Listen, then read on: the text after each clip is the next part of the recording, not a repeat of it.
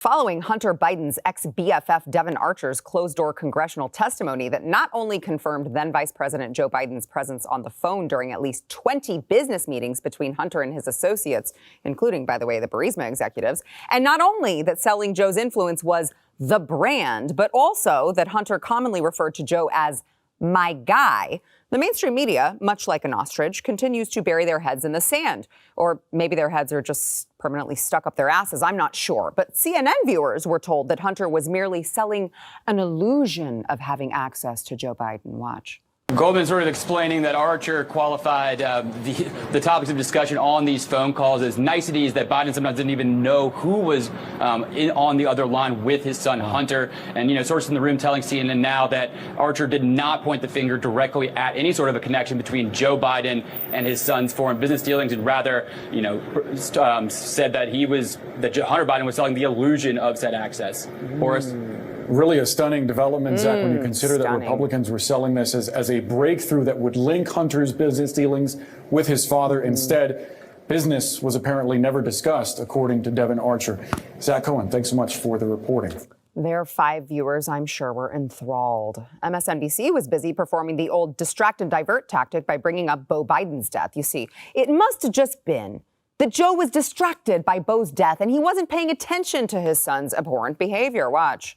As far as Hunter Biden goes, there's no doubt. I mean, it's pretty clear, even those close to the Biden family suggest that some of his behavior was pretty unseemly. That doesn't make it illegal. And it also means we don't know the role that then Vice President Biden may have played. And it seems like, no, they haven't proven that he had anything to do with it. They haven't proven that he profited from this at all. Yeah, maybe he is guilty of turning a blind eye to some of his son's behavior. And we should put this in context. This is a time when Beau Biden, the president's other son, was ill and then dying and then passed away. So perhaps he was not as attentive to what he should have been here. But again, there has simply been no evidence, Gene Robinson, no evidence at all that he was profiting from this or that either of them committed a crime when it came to this. Okay. Probably most egregious are all the lawmakers making the rounds on cable news parroting the same talking point. There is no evidence whatsoever of Joe's wrongdoing. Watch. And on the topic of a Biden impeachment, look, if impeachable crimes are surfaced, if they are surfaced, and I say this as a Democrat, fine. They have found no evidence whatsoever that there are impeachable crimes. To say this, to even utter this sentence, is either completely intellectually dishonest or bottom of the barrel level stupidity. And Democrats are both of those things, so it's hard to tell, I must say.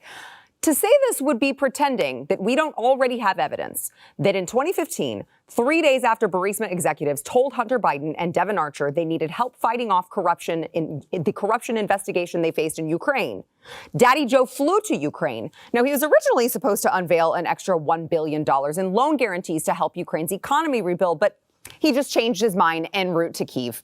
Just like that. And all of a sudden, that $1 billion in aid he had promised was being used as a carrot he dangled over the country's nose to force them to fire the prosecutor who, by the way, just so happened to be the one that was investigating Burisma, which Joe Biden later bragged about on camera. Remember, watch. I said, we're not going to give you the $1 billion. They said, you have no authority. You're not the president. The president said, I said, call him. I said, I'm telling you, you're not getting the $1 billion.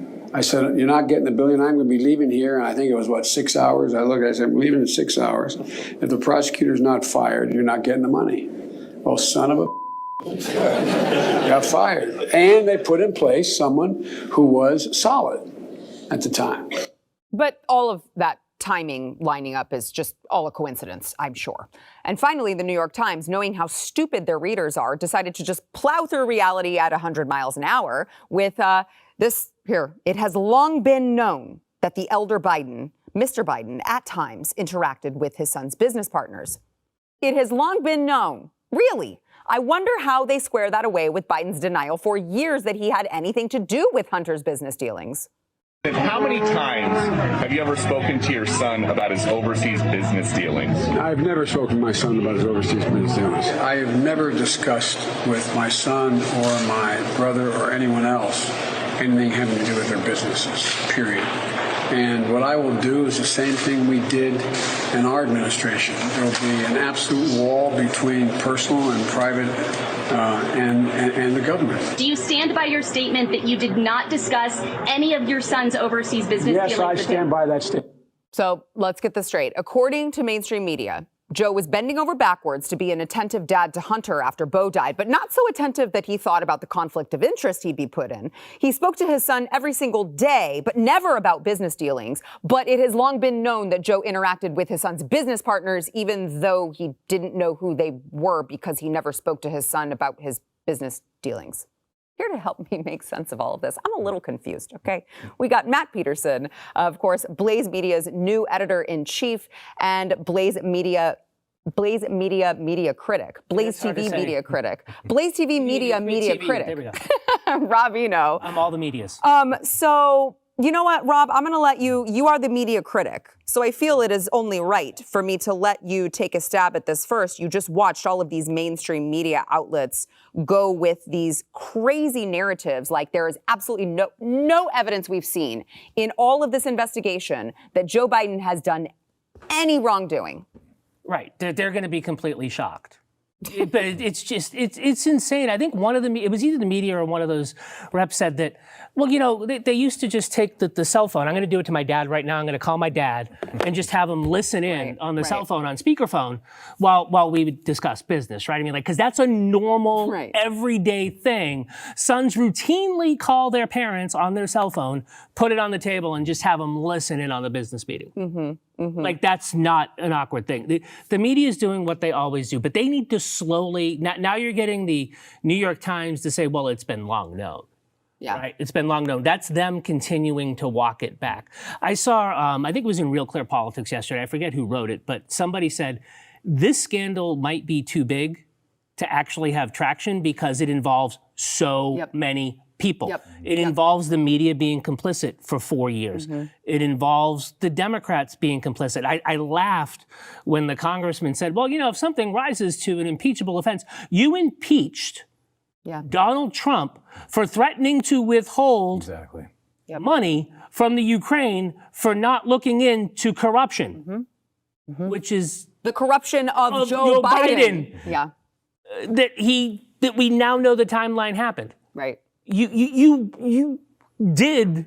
Are you just saying that you're now saying that wasn't an impeachable offense and you were just doing it for politics, which is fine. I mean, impeachment is now a political thing. It's not something that's reserved for actual crimes and misdemeanors. We know that from the Nancy Pelosi impeachments, but it's just, this is what they need to do. It's going to come to a point where there is going to be a case, it's going to be shown, and something's going to end up happening. And I can see the Democrats doing it because they don't want Joe Biden to be their nominee. I was struck by those clips of Joe Biden you showed. We thought that he was, you know, showing some signs of dementia then. But how with it he looked in those clips to how he looks today, it's stark to see the difference that 4 years has in his mental acuity. Yeah, Matt, it's just so frustrating to hear them constantly carry water for this family.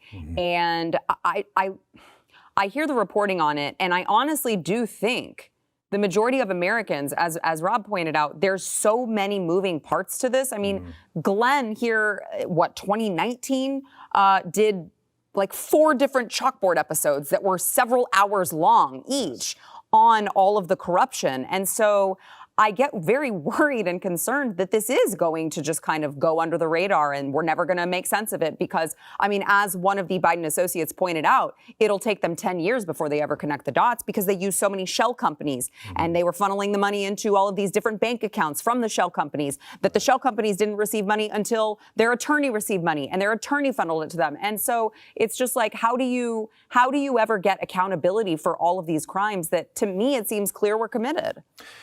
Well, let's start with Hunter, because I think Hunter is an interesting character in that we live in a corrupt society, we live in a corrupt time, and Washington, D.C. is full of corruption on all sides. And people are starting to wake up to that reality. But to really internalize that, you need to think about Hunter Biden. Because Hunter is someone who's interesting. He's not just a white-collar criminal. He also likes to do crack cocaine, right? I mean, that's interesting, right? That is interesting. He's got the hookers and the crack. It's not enough just to get a few $1 million here and there, right? And that makes him interesting. And also sort of a distraction from the deeper corruption, because we have this sexy laptop and these, ooh, look at these pictures. And of course, he's never going to get in trouble for any of those crimes. Right. But the deeper problem, and that's why he was a great distraction, the deeper problem all along has been that his family is corrupt, is bilking everyone here for millions and millions of dollars, using their influence and leverage with foreign agents and actors over and over again. This is something that everyone knows is going on. And so here's the question. The great question is it the case, as Rob suggests, that possibly they do want to get rid of Biden because he is so doddering and weak? The ruler of the free world is someone who is wandering in and out of rooms in the White House. They have no shame about this, but maybe they do want to get rid of him. In that case, all of a sudden, all those clips you just saw, all those journalists are going to very quickly go, actually, there was some issue here, and Biden has stepped down, and very good of him to do that. He got entrapped into something or whatever. And they'll immediately change tune and move on. Or are we so corrupt now that it doesn't matter? That half the country will say, or the journalists will even get to the point where they say, of course they made a few $1 million. That's what you do. And it was good, actually. I mean, are we going to get to that point? Or are we going to get to the point where they just keep denying it? You know it's happening. It happens right in front of your face, and it just doesn't matter because, let's face it, we're in a world in which people aren't arguing to run for office based on their qualifications, their charisma, or anything else.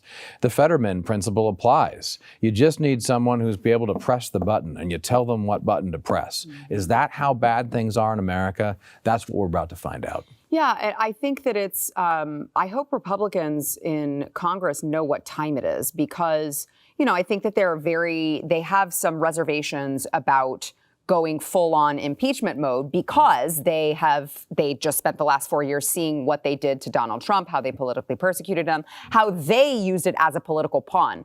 The problem is that there is actual evidence this time. And although, you want to talk about illusion, I think that they're worried about creating the illusion that, that we're engaging in political games too, and we can't stoop to that level. It's time to wake up. You're trying to fight with another party, an opposing team that doesn't play by the same rules that you feel like playing by. And it really doesn't matter what they say because they were going to call you all of those things anyway. That's my personal opinion. They're going to call you corrupt. They're going to say you're abusing your power. They're going to say all the things that they were actually doing the whole time when they did this to Donald Trump. They're going to say all those things about you anyway. So just do the right thing. That's right. This isn't about persuading the other side. Right. This is about full-scale political war. Yes. And wrestling directly with that other side to see if you can actually hold them accountable. Yeah. Rob, last word. Yeah, and I think that's why that's what Ron DeSantis does that nobody else seems to do in our party is he uses his political power and uses it to get things done. And for whatever reason, the Republican Party doesn't like to do that. They like to be above the fray. Yeah. And that's not how you change the country. Yeah, we're morally superior. Oh, well, look where we're at in society. Where did that all that moral superiority get you?